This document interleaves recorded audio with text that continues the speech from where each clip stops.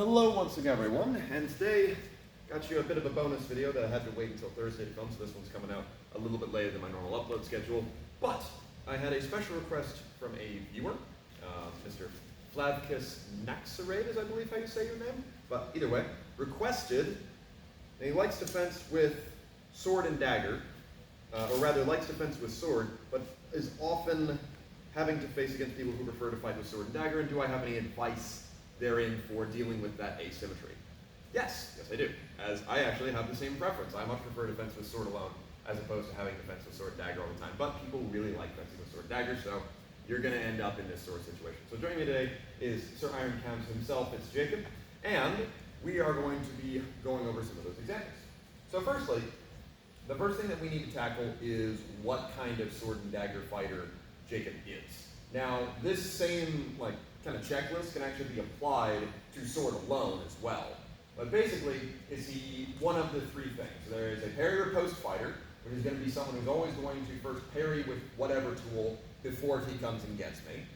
There is the counterattack fighter, which is someone who can do a simultaneous action wherein they defend themselves and hit at the same time. And then there is the complex actions fighter, who I will henceforth refer to as a follow-through fighter. Those are the people that can do those counterattacks or parry or post and then proceed to do something deeper off of it. Now, you're going to actually be this fighter yourself, or are still one of these fighters, throughout kind of, even about, to be honest. This is not necessarily a bad thing. They're just different approaches, and certainly they do kind of tier up in regards of complexity and dangerousness that we will be facing. So let's step a little bit over here so we get a bit more room. All right, so firstly, dealing with the parry or post fighter. My general advice for fighting sword alone against sword dagger is I need to, from the beginning, kind of tell how he's going to be using it. Right now, Jacob is standing in a rearward weighted stance. His sword is out, his dagger is just kind of hovering, closing and opening. I can safely assume he will probably play blade with me, so I'm going to put my blade out there to test it, see what he does. If he's responding with blade action, then I don't have to worry as much. But some people will be much more dagger heavy, and by default will go ahead and have their dagger almost up in their sword range and kind of hang it out there all the time. And even further than that, I'm talking a lot of people, especially once they get a dagger in their hand, get obsessed with having to use the dagger. In this case, this just makes my job even easier, frankly. But either way, what I want to focus on here, though, is I personally, when I end up doing this fight, I do slightly shorter lunges than I normally would. So for reference, this is my normal lunge, okay, decently long reaching. But since I know that he can parry and then extend his arm to full reach, if I do my normal lunge and then parry, that's a lot harder for me to recover back to safety compared to him just extending his arm to hit me, because I went into his house. As such, I prefer instead, if I am going to take target, to do a smaller lunge, sometimes not even necessarily straightening my back foot, so I have a lot more room to play with. And this I then capitalize usually on the idea of him trying to come forward at me. But either way, I have two approaches here. Option number one is I can do the more passive response, or I can do the more active response. We're going to do the passive response first. So he's going to play parry over post. In this case, he's giving the invitation above his dagger, so I can reliably attack to that opening. What I need to focus on is when I do my first provocation and he parries, the second thing I need to focus on is getting along with that parry. So he's pushing me toward my upper right, so I need to perform a cavazione that is bringing me back to center from there. The second thing is I do not get the opportunity to attack, because now here comes his attack. So instead, off of my first parry as he's coming forward, I'm going to recover and bring this back into a second parry. As he's recovering from his second parry, that is my opportunity to follow through.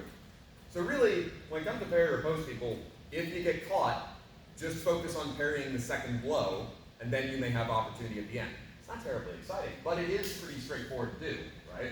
We'll go ahead and do one again with my explanation. I attack, I get parried, so I make sure to come back, then I maybe get my shot again.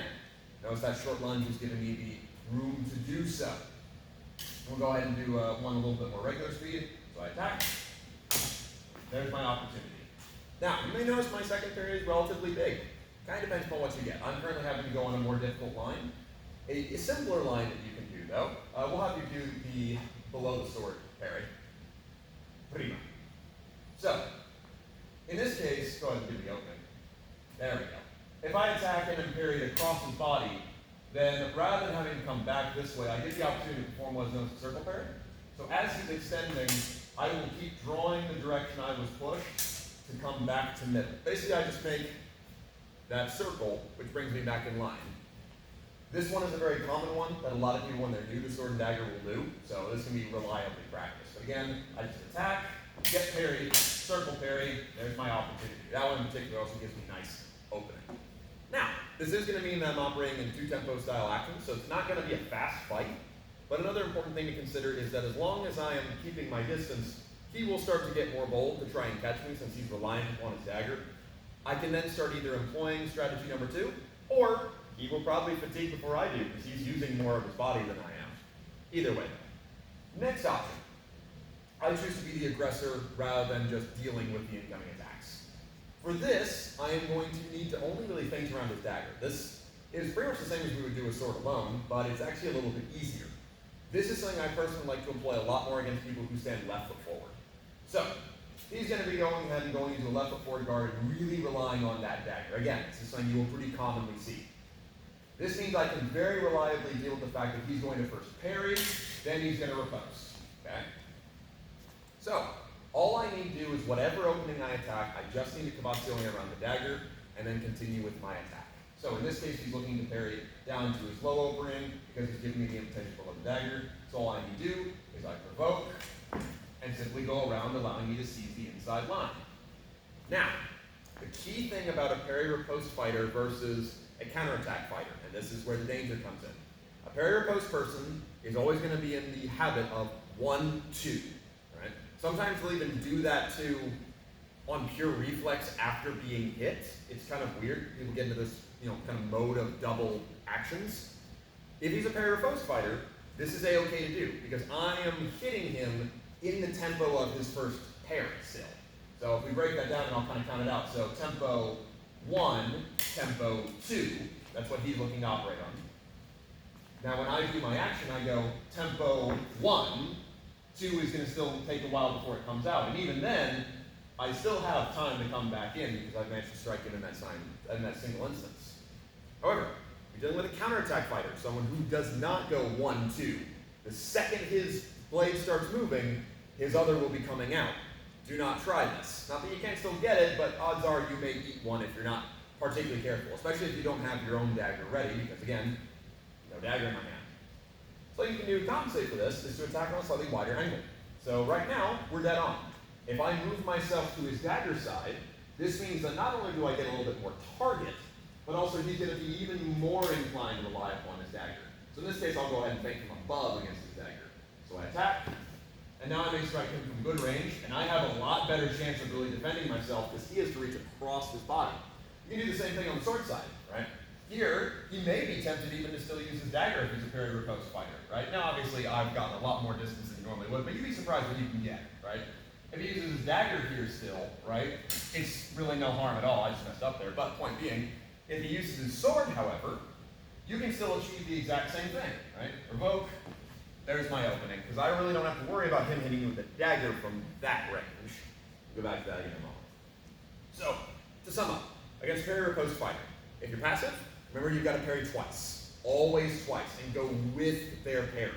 So just to show those directions, he parries above the dagger, that means I'm going in, and then I can either do a full circle back to secunda, or I can just come back in kind of into a low terza. He parries below the dagger.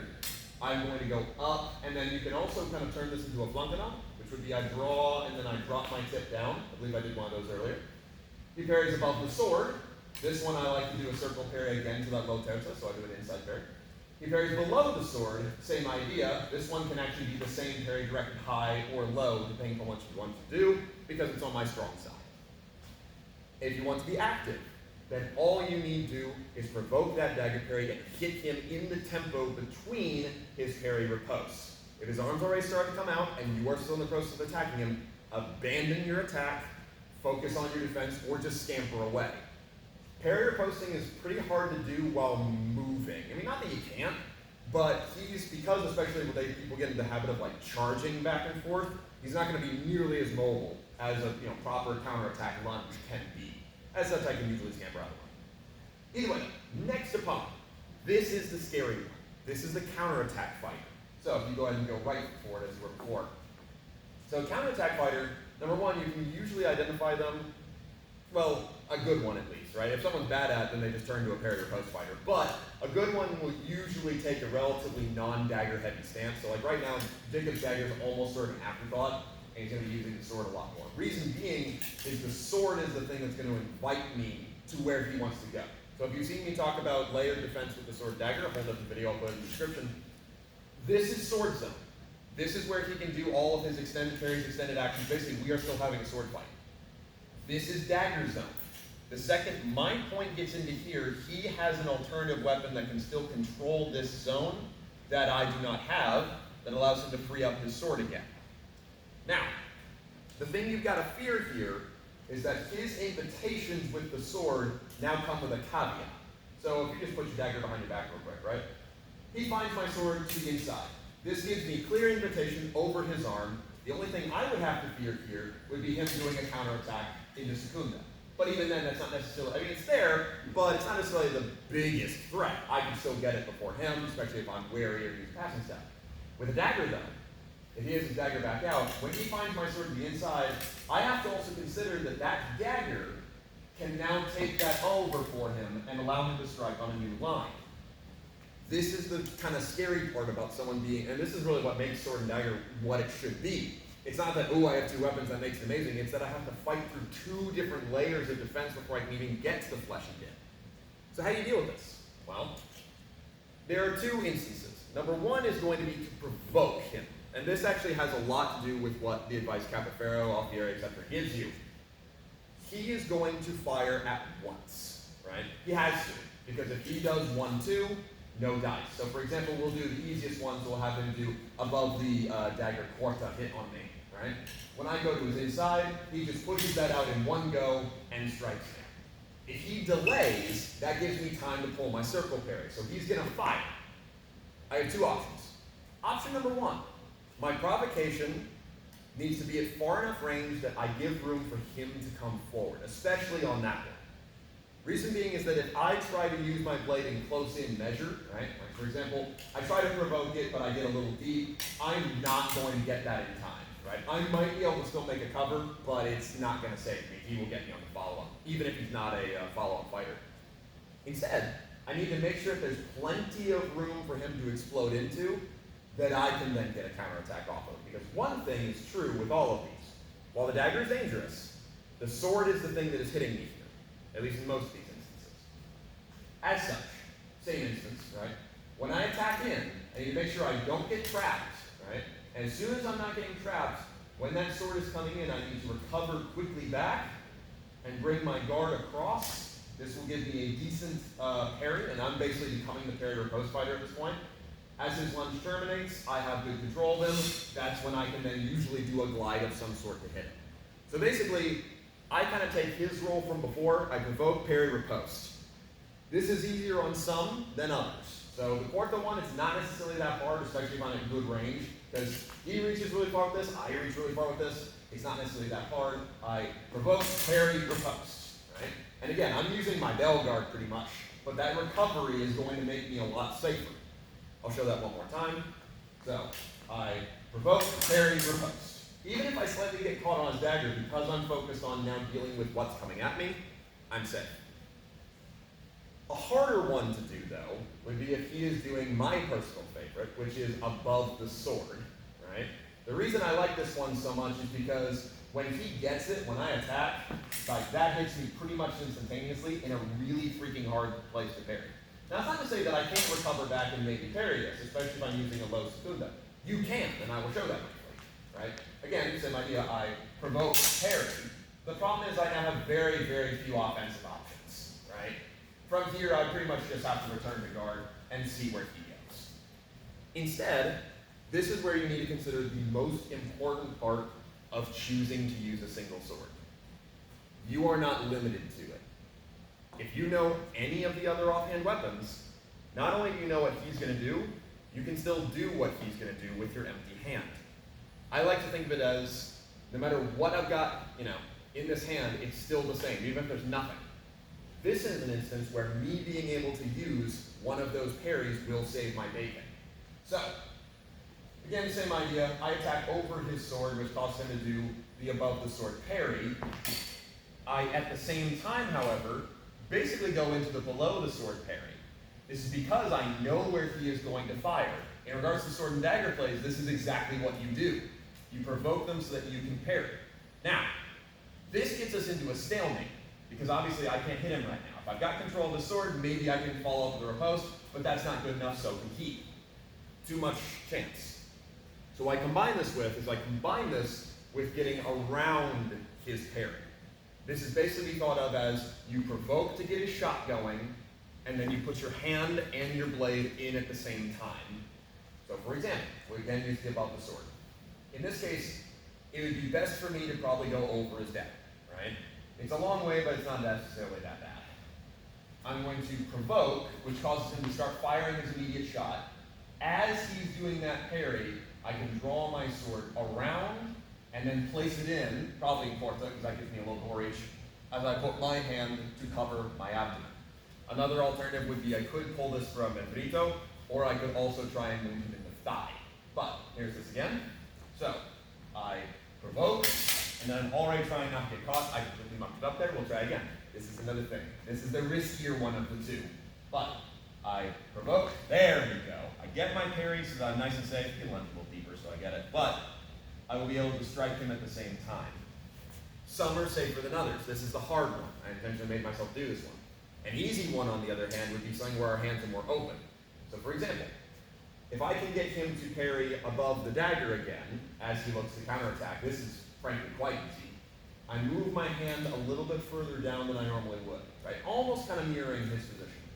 Reason being is because I need to be able to push it either direction. And it may vary, right? So I provoke with the intention of then Kabatsuing around his dagger and using my hand parry to protect myself. Now, as you may have noticed, partially because Jacob's not lunging deep enough to hit me because I'm not in here, but even if he was, we're still relatively far away, right? I can hit him, he can hit me, but this is still kind of dangerous. So can I combine my hand parry with anything to make it safer? Yes. I like to use passing steps with my hand parries to make them a little bit stronger. Now bear in mind, this does mean that you're stepping somewhat toward their weapon. But since you're going to use, your empty hand against them, let's go ahead and get some other things working for us. So here's that idea again. I provoke, but now I pass as I do my cavazione. This puts me in much better position. Not only because I can then grab hold of him, but also, as I'm striking, if he tries to shank me with the dagger or anything like that, I still have my hand here or my guard here that can defend both things. So I can hold on to his sword and parry his dagger, and I have done as much, right?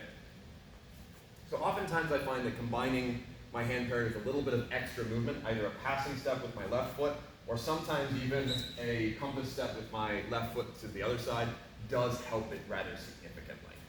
But to sum up what we do against this fighter, option number one, you need to provoke, and then you need to escape, either by using your sword bringing back to deal with their incoming counterattack. So basically, I provoke, then use a parry, because the sword is the thing that's going to scare me, and then I riposte. But bear in mind, that will take a while, and a savvy fighter can probably get around that. Option two, I do a counterattack within his counterattack, i.e., I provoke, knowing where he's going to go, and as that attack is coming forward, I kabatsuing around his dagger, use my dagger, that's my empty hand, to protect myself and strike him at the same time. There are plenty of instances that you could use. I just kind of showed two of them. Basically, look in the whole sword and dagger section, and you will find all these options. Just imagine not having a dagger in your hand. Now, some parries will work better than others, because obviously my hand is a lot smaller than a dagger. But they're all there still. Now, our final assailant. This is the scary one. This is the hardest one to deal with. Least common that you'll run into. This is the person who can do a complex action following their counterattack. So what would that look like, for example? Well, let's use the example we just went over, right? I attack, causing him to do his provocation. I can create a parry. The next thing that he would be able to do would be to then parry my sword and move around my intended defense in tempo. So what Jacob has done is he has gone from an above the dagger parry to a below the dagger parry to protect his face, and done a cavazione into a low terza to escape my hand, thus striking me simultaneously. You also sometimes see, in fact there are quite a few instances of this, wherein the assailant will pass backward, knowing that I am coming forward, giving himself more time. There are plenty of different options of this. but the key thing to look out for is what sets this fighter apart from just someone being able to continue fencing is that timing. So what do I mean? What I mean would be, let's use my parry, for example, right? I provoke with the intent to parry and then riposte. He's savvy, so he parries my attack and then manages to hit me. That is still really good work, but that's really more like tempo, tempo, tempo, tempo. It's kind of following an easy rhythm. Versus two counteractions in the same time, which would be I provoke, try to counterattack, he counterattacks my counterattack and hits me. That's all kind of happening in the span of like one tempo. That's what makes this tricky. So what do you do against this fencer? Well, kind of a combination of the things we already sort of went over, right? I know that he is going to be able to follow up on his counterattack, so I'm going to treat this more as a stepping stone, almost, right? This is one of those that I can't necessarily give like pure specific instances of, because his timing has to be really good to pull this off anyway, but my recommendation would be going back to our smaller lunge. So, remember at the very beginning, I told you I don't like to lunge as deep since he's going to be using his dagger parry and I want to be able to get around it without walking onto that sword. What I do here is when I do my counterattack, I focus on trying to let him come into me. If he is not because he's being savvy, then I should be able to scamper back out of distance. So what that would look like, and we'll do this slow so that I can walk through it, right? I would provoke, he would go for his parry, I would go for my parry, though I've been struck. He would then attempt to do his counteraction. Knowing that's happening, I can take that time to pass back and defend myself. Now, in practice, that's going to be kind of depending upon who's better that day of. It will vary. But the biggest thing to focus on is someone can do that kind of complex action. Well, one, odds are you're not even going to necessarily see it. It's going to hit you because it's going to beat you beating the counterattack fighter. But two, you are probably better off withdrawing, as you can still follow up with it, but unless you can also follow up to that level, you are probably going to be more getting lucky as opposed to really, succinctly defeating him. I'd scamper back the distance, keep that in mind, and see about attacking a different opening, and see if he's as good in all those plans of action, because not every dagger parry is the same, right? Some counterattacks are shorter, some counterattacks are faster, etc. So for example, right now we've been going on Jacob's longest reaching line. If we talk about, me getting him to cross his arms up, so I attack above the sword, right? That's a lot harder for him to achieve a follow-up from if I manage to get my point over here. Not that he can't, of course, but it's a lot harder for him to do so because he's going from cross to uncross, etc. There are those and if I pass forward, then it's pretty much game over. The thing you gotta really look out for with this fencer, though, is even a not particularly skilled one can follow you with the dagger. What I mean by that, he has no qualms about closing into medium range with me. And what I mean by medium range is right now we're at far range, right? This is medium range, wherein he can strike me with his dagger without needing to get stupid close to me, right? My only option is to get to close range, which would be about here, wherein I can physically put my hands on him and hold him. As such, there is a zone of fighting that I have no killing power in, right? I mean, obviously I could use a palm or things along those lines, but he's got a dagger, guys, right?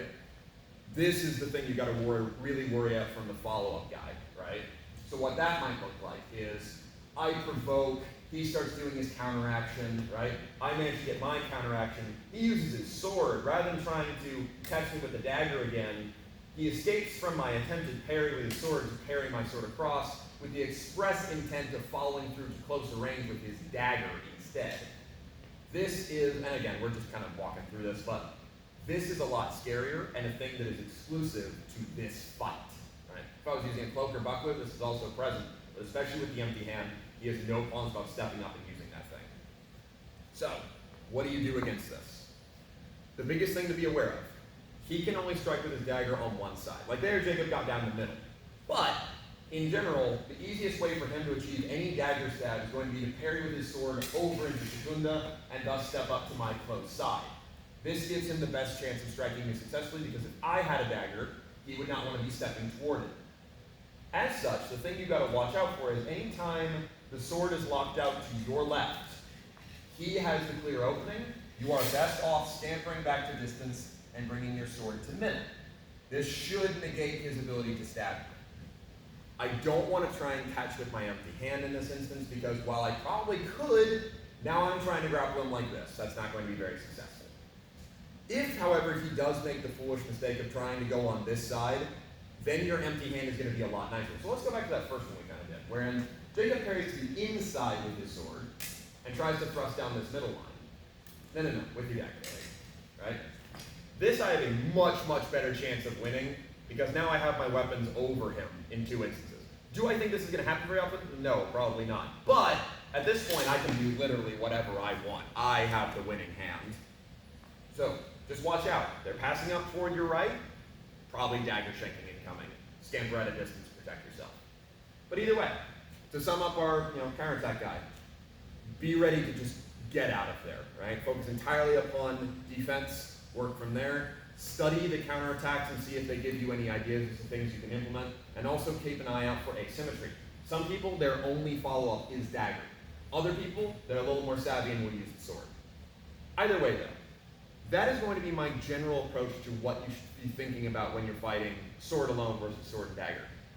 The other kind of main things you want to pay attention to are, of course, if he's exclusively pairing with the dagger, if he uses the sword in conjunction, if he uses it really well in conjunction, and in general, try not to make foolish attacks. He's going to be making clear openings for you. As long as you are aware of what those openings do, it's really not unsafe to take them. Don't try to diversify for the sake of doing something different or not falling into his trap, because then you also are fighting uphill this whole time. You need to be savvy. But either way, thank you very much, Jacob. And thank you all very much for watching. I love doing requests like this, so if anyone else has anything they would like to go over, I would be more than happy to make a video. But hopefully that answers your question, and thank you all very much. We'll go over some other techniques another time.